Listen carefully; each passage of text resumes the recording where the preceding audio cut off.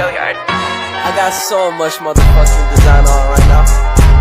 Break it down, bring it back, make it clap. I got 3 old thoughts, new block, where that thing. Bitches on my line, and you know. Assalamualaikum warahmatullahi wabarakatuh. Perkenalkan, saya Toha Mahsun dari Prodi Manajemen Fakultas Ekonomi dan Bisnis Universitas Trunojoyo Madura. Di video kali ini saya akan menjelaskan mengenai materi populasi, sampel, dan teknik sampling pada mata kuliah Metodologi Penelitian semester 4. Yang pertama, populasi. Populasi yaitu keseluruhan objek penelitian atau yang diteliti. Sedangkan sampel adalah sebagian yang diambil dari keseluruhan objek yang diteliti dan diasumsikan mewakili seluruh populasi. Sedangkan teknik sampling adalah metode atau cara tertentu sehingga sampel tersebut sedapat mungkin mewakili populasinya. Populasi dalam metodologi penelitian adalah sekelompok individu dengan karakteristik tertentu yang sudah ditetapkan oleh peneliti. Sampel dengan demikian merupakan subset atau bagian populasi yang diteliti. Populasi meliputi populasi target, populasi terjangkau, sampel yang direncanakan, sampel yang benar-benar diteliti. Populasi terjangkau, populasi target yang dibatasi oleh tempat dan waktu. Sedangkan sampel yang direncanakan adalah subset dari populasi terjangkau. Close to follow up, penelitian klinis 5-10%, penelitian lapangan 15%, penelitian laboratorium kurang dari sama dengan 5%. Selanjutnya, ciri desain percobaan. Variabel 2 dan kondisi yang diperlukan harus diatur secara ketat dan dikontrol. Variabel yang ingin diteliti harus dibandingkan dengan kontrol. Analisis varian selalu digunakan dengan tujuan: 1. Meminimkan varian dari error, 2.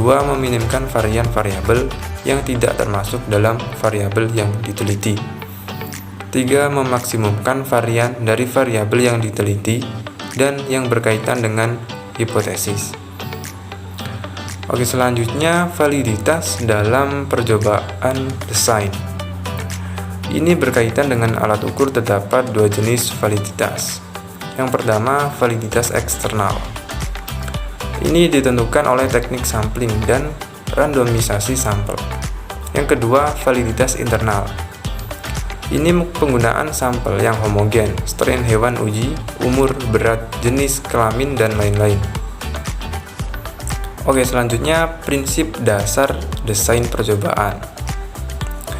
Ada 3 dasar. Yang pertama, replika atau jumlah ulangan. Fungsinya memberikan error estimasi, yaitu tingkat signifikasi, tingkat interval kepercayaan. Kemudian memberikan error estimasi dari error percobaan. Kemudian memperoleh estimasi yang lebih baik terhadap pengaruh rata-rata tiap faktor atau jumlah sampel atau jumlah ulangan.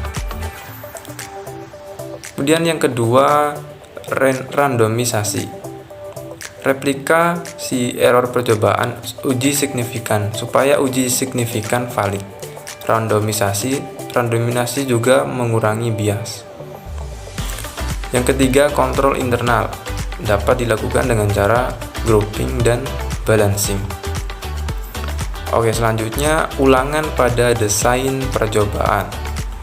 Jumlah replika atau ulangan atau yang disebut dengan lambang N yang digunakan adalah sedemikian rupa sehingga DF atau degree of freedom dalam analisis varian nantinya tidak boleh kurang dari 15. Formula Federer T-1 N-1 lebih dari sama dengan 15, di mana T adalah treatment atau perlakuan dan N adalah ulangan atau replika tiap faktor.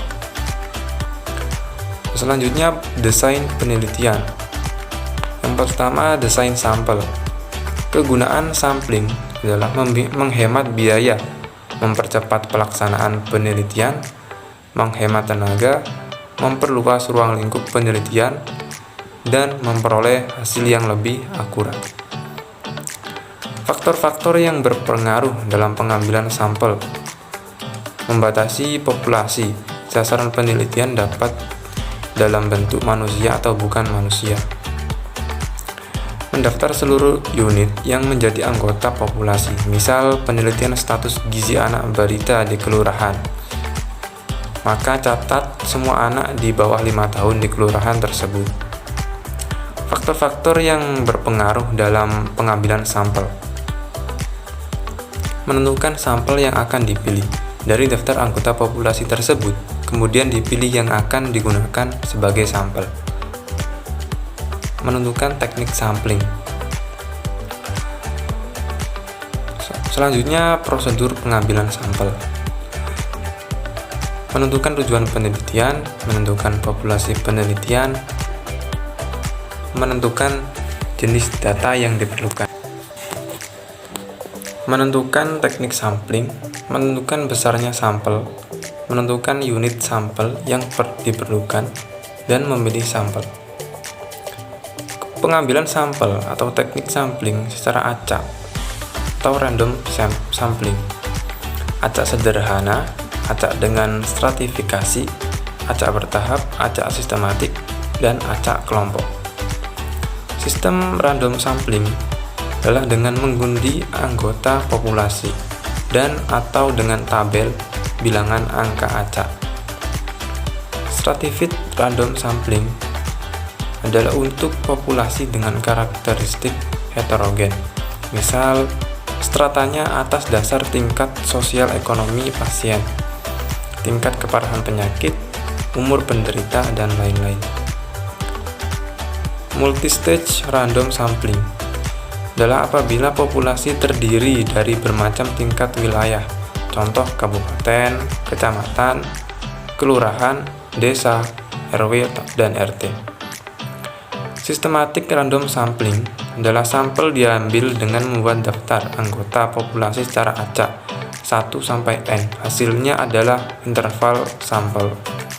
Contoh jumlah populasi 200, sampel yang diinginkan 50. Intervalnya 200/50 sama dengan 4.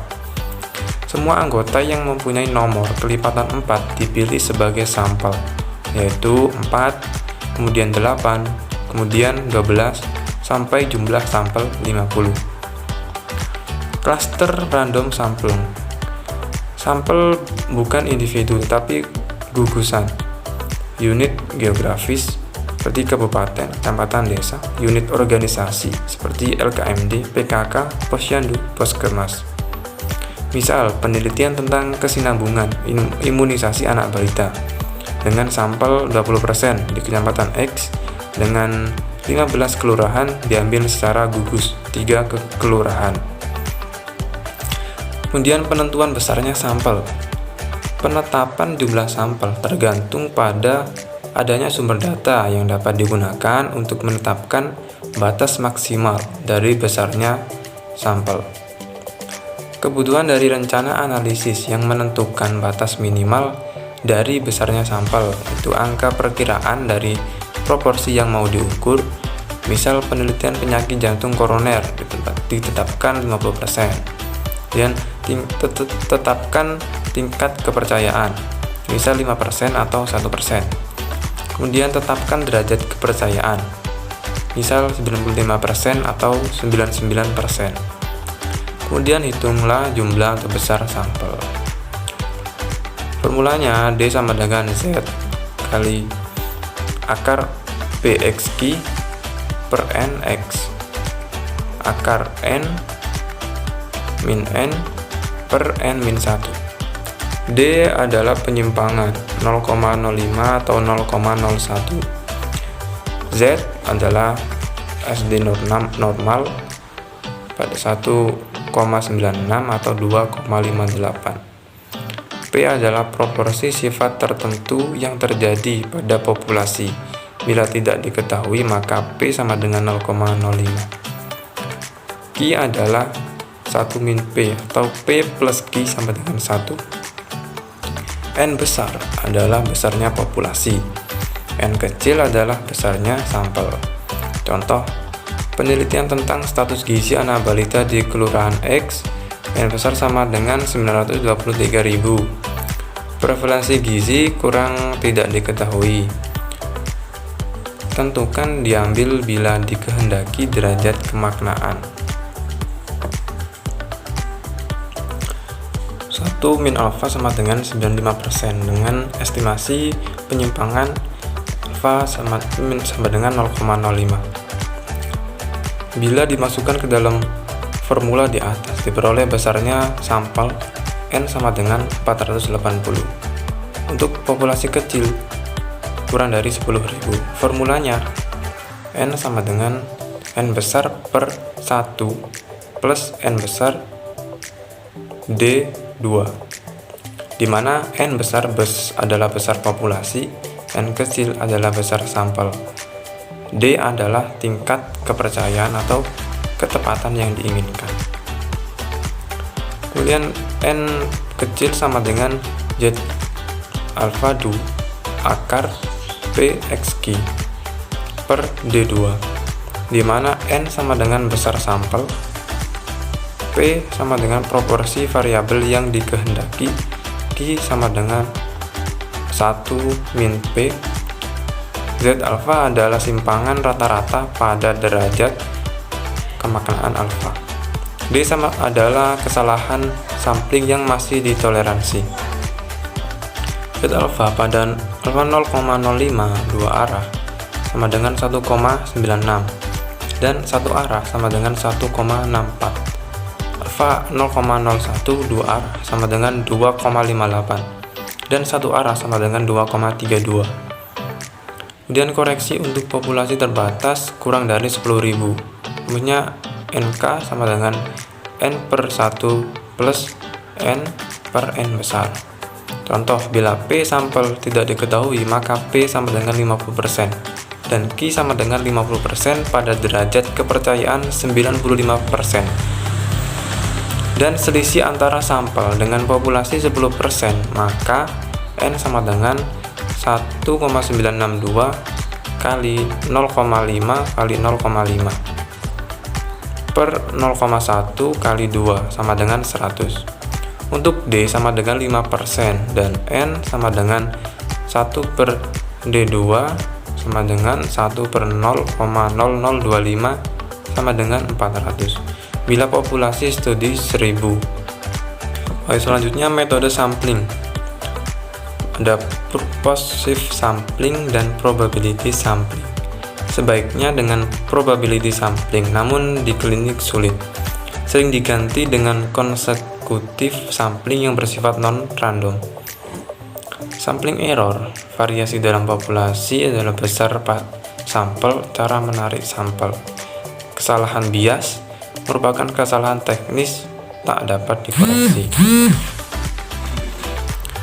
Harus pencegahan penekanan kualitas data.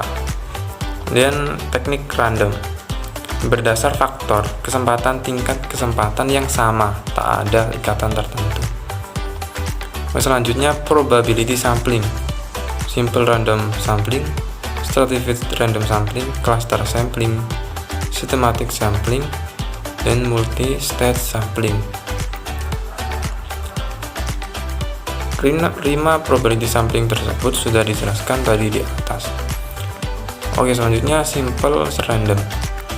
Populasi homogen, butuh daftar semua subjek, paling baik kualitasnya, mahal dalam pelaksanaan. Selanjutnya stratified random. Terdiri dari populasi heterogen, susun strata homogen, alokasi jumlah sampel, penggabungan dengan bobot. Kemudian cluster sampling, unit sampel dalam kelompok, variasi unit sama populasi, biar lebih murah, akurasi sampel menurun. Kemudian systematic sampling, pada populasi homogen ada sistem penomoran khusus, bukan random murni, masih terdapat ikatan resiko pengulangan.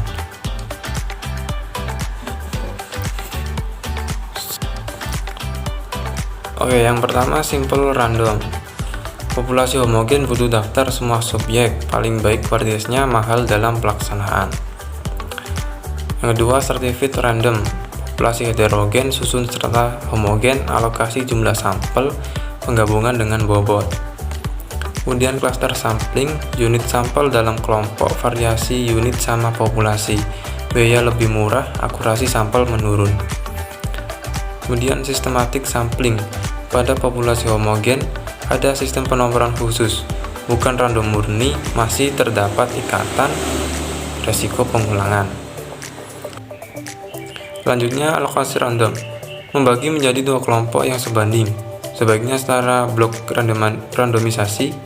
Setiap blok dilakukan randomisasi terpisah, mencegah terjadinya seleksi.